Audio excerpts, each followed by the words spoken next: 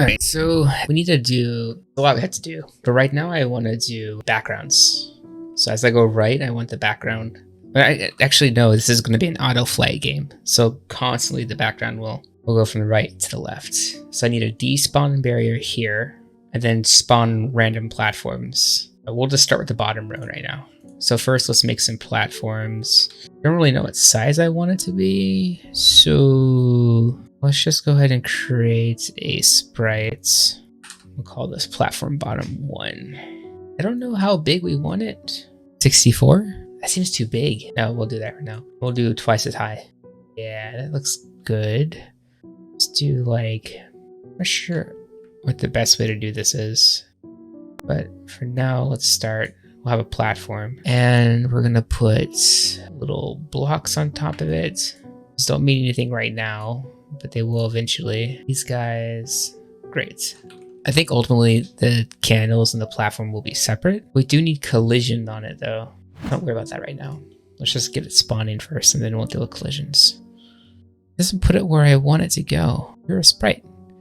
In the sprite area. Gonna create a folder. env there. And let's do the same thing here. We will create an object. That's fine. Give it a sprites environment platform room. I know they're all listed on this, which I know is not right. Go ahead and create a new layer. Platforms. And we'll drop this. Ah, perfect. Ah, it's so cute. Ah. So the idea is this spawns in like that. So like this comes in over here, goes in here. And I wanted to spawn at random heights. We have like these various heights. That's kind of what we want visually to happen. Perfect. And then I think if I hit the platform, I'll take damage. But if the candles is fine. I can pass through the candles, but not the platform. I mean, I can pass through the platform. I'll just take, you'll see, I'll take damage, but not actual damage. I'll get the wind knocked out of me. Okay, so these need to be auto moving to the left. So auto moving to the left. I'm gonna watch a tutorial real quick because someone was doing a tutorial on YouTube and they have stars that they spawn in and out at different levels of parallax, which is kind of what I want. But I gotta find out which one I'm doing. Make an endless runner game.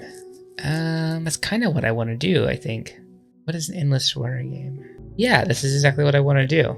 Okay, so I'm gonna make an endless runner game. I did not know that's what it was called. Now I do. I'm just gonna skip forward. I just need my platforms to spawn. I should probably watch this whole tutorial actually, just to learn. I found it. 7-minute video. They use D&D for this. Got it. Okay, we're gonna follow along, do D&D. Step events, D&D. Enter points, we'll do X3. Oh, that happens a lot faster. Relative? Relative. I forgot to, I need relative. There it is. What I want. That's what I want. Okay, now we need a random range. He does a random range. 0 to 640. So this is my Y. I do want a random range on Y. But I don't know what range I need. What's my room resolution? 20. It's not bad. He doesn't have relative checked on. I don't know why. Do I need relative checked on? You know what? Let's do this for now. Let's despawn it. Okay, so we're gonna create another object. Assets, create sprite. Call this despawn. Gonna be a despawn box. We'll make it orange. Sprite. I should name my sprites. That makes more sense. Window. Learn the hotkeys soon. Spawn. Sprites. Solid. Room. Really big.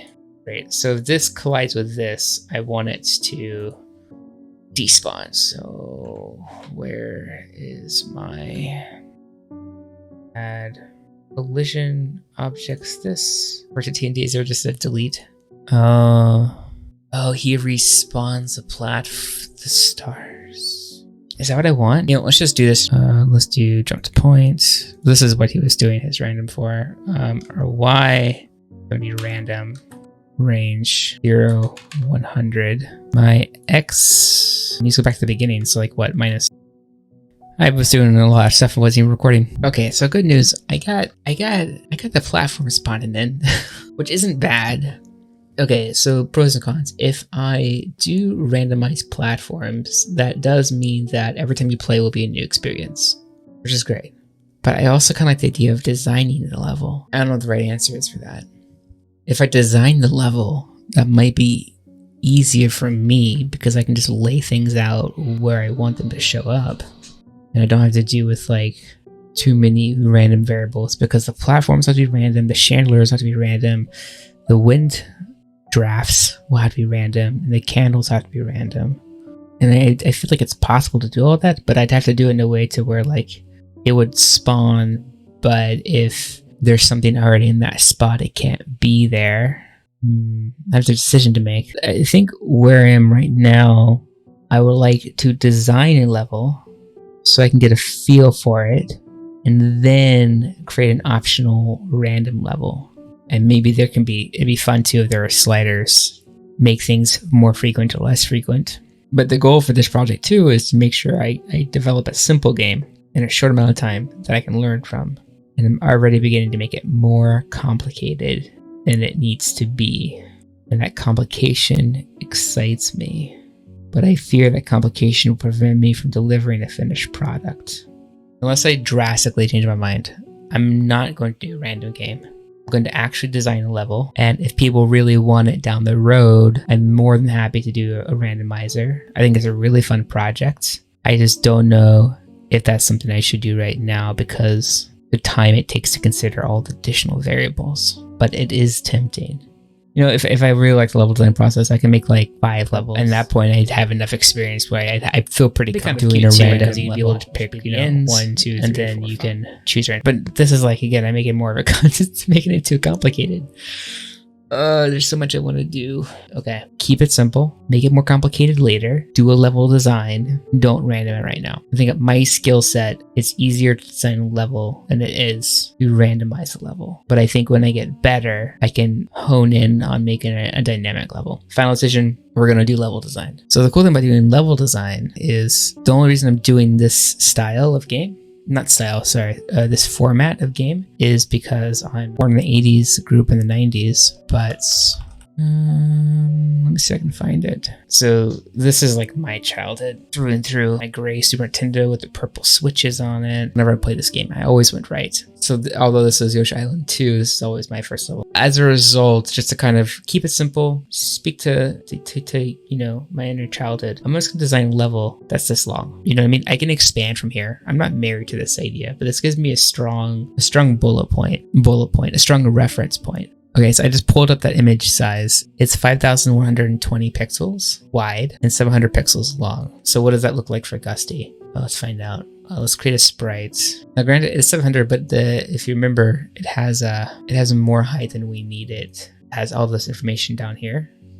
So we don't need 700. We probably could only use this much. Be more than fine. So let's just call that 500.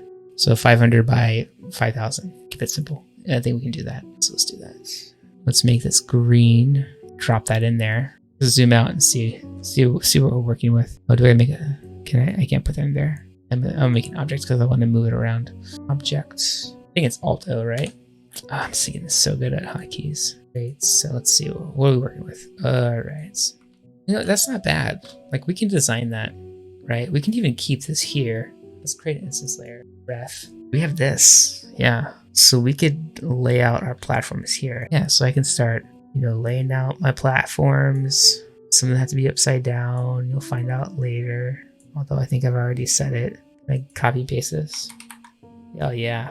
Yeah, this is good. And I'll think through it and kind of create like a blocking, because I also need gusts of wind kind of spaced out throughout here. And then maybe 2 collectibles, right? Isn't that fun? Like coins. I wasn't going to do coins, to be honest, but I could do coins. I don't know if I want to do coins. At least right now I can't justify a story where I need coins. Dude, let's make a coin real quick. Let's make a coin. Super quick coin. Super quick coins. Now we have coins. Okay, so I don't know if we want coins in this game, but we need gusts. We have gust points. I think having collectibles is cool, and I don't think we're gonna have bad guys, but at the same time, I feel like we're gonna have like you'll take damage if you run into a post. I think that might be a bad guy enough. I feel like these are spaced so close together. I need to bring in actual Ghusty though, because I think this Ghusty's too big, and I think it's really going to help me figure out scale. But if that's the size of the Ghusty, like these platforms, I feel like need to be like more spaced out. Maybe we have some like tricky ones. Oh, can you get down there? I don't know. I don't know if time is it. And then we're gonna have a few up here, but not too many. And what these basically are, right now they're upside down platforms, but what they're going to be is they're chandeliers. So maybe you do like this half level with just platforms. You know, you keep it simple. But let's just say you go easy platforms, and then you make the platforms harder. So they're more frequent now. That, like, oh, what do I do with that? I don't know. Then you start introducing chandeliers. Then you mix them together.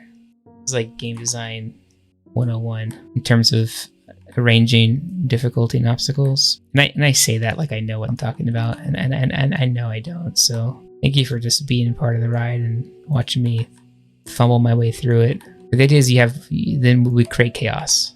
This is too much chaos. And then here you are, you get to go up and down, up and down, up and down to try and blow out all these candles.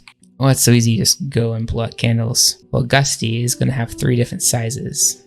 I'll try to show you what that looks like. He's going to have 4 sizes, I think.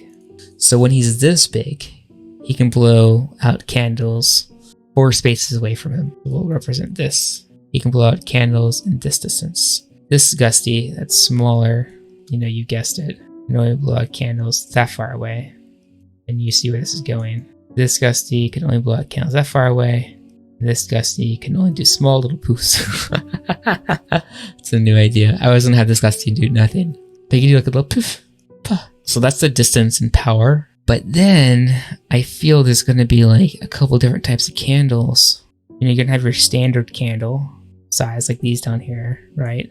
But then sometimes you're gonna get a big candle, and that can't blow out the big candle. You're gonna need at least two poofs to get that candle. You know what I mean? I don't know. But there's gonna be harder candles with bigger poofs. But the harder candle thing we might do later. And then of course you get a point for every candle you blow out.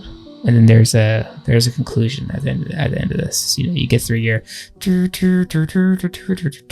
moment, and then you get like a tally with how dark it is in the mansion. So every time you poof, you shrink in size, and every time you get hit, you shrink in size. And then you're in this big mansion, and there's these drafty little bits of air, and if you fly in front of the drafty air, you get bigger in size. And then to prevent this from being super methodical, it's going to be a game that's on a track. So you can't go back and you can't go forward, and if you stay still, the background's just going to pass by you. So then you're like flying through here. And then that took out a poof. So now I only have 3 left. So I could probably blow that one out from here. But this one I got to blow out from here. This one I got to blow out. If I blow out right here, because I'm this size now, I don't be able to get these 2 candles, not this one. So I have to go poof, poof, right?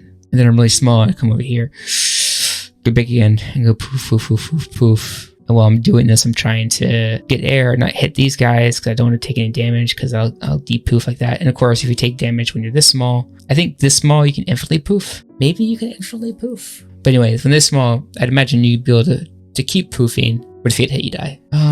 That sounds good. So I need to justify coins if I want to do collectibles. You're in a mansion, you're trying to blow out all the candles, get gust of air to make yourself bigger. You know, along the way, maybe you find cobwebs, not cobwebs, dust. What do ghosts like? What do they like? So I was just Googling if ghosts like to collect anything, and it's all super spooky. I'm not in this to be spooky. I'm in this to be fun and cute. So I'll have to get all the courage to do more research on what ghosts like to collect. But if I could justify something collectible, I might add it for fun, like 3 to 4 collectibles that would just give you some bragging rights. But they can add to your points total. You know, maybe there's like a perfect score, or you play the level multiple times to try to get it, and then yell at me that it's not possible. There's something to this. And again, I say this to you because I'm just trying to tell myself that the goal of this game is not to be perfect. The goal of the game is for it to be done. And the reason why I don't want it to be perfect is because I just want us to complete it.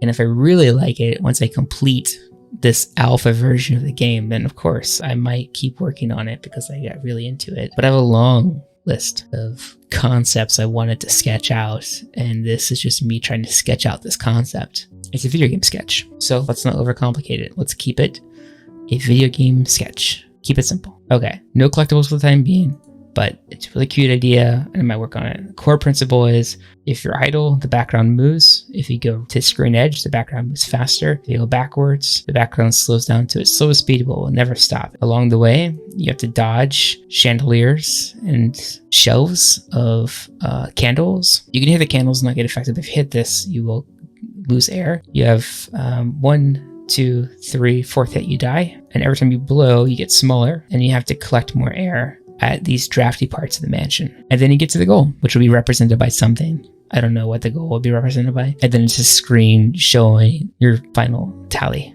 in a cute and charming way. Okay, that's what I'm gonna do. So next steps are, we need to import my current sprite of Ghusty and design a level layout, rough one.